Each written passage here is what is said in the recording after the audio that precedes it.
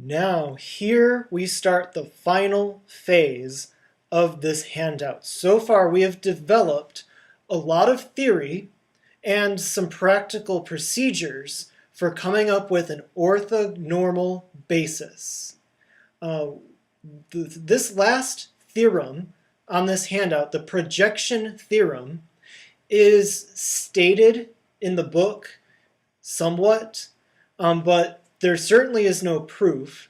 And so this material here under projection theorem is bonus material. The first time you're going through this handout, maybe watch this video on the projection theorem, probably skip the proof.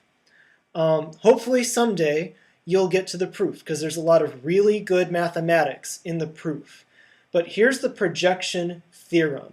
This is one of the deepest results in all of the math that we have seen in your lives to this point. If there is a vector v in a vector space that's in general not necessarily in W, and W is a subspace, then we're wanting to find what is the point in W that is closest to V. So here's the picture, and see if this picture lines up with what you have on the page. We're wanting to find, so here's V, not necessarily in this line here represents W. So if it's a vector space, it's a linear space, like a line, or you could think of it as like a plane. We're just looking head on to the plane, or higher dimensions. We want to find where in W is going to be closest to V. And many of us have either heard before or just memorized that the closest point on a line to another point is going to be about here.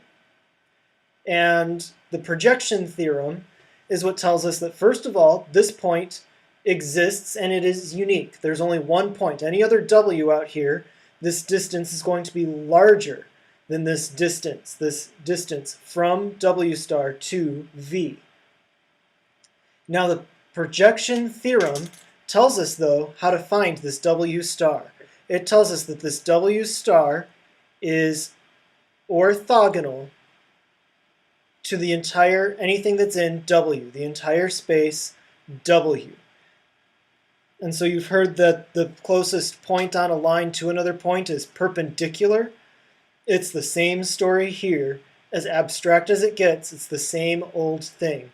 So now let's go through the proof. I challenge you to go through the proof and see all the wonderful mathematics that makes this true in 2D geometry, but it's true in absolutely everywhere in math, that anything that behaves like vectors, even functions. Ask a PDE student.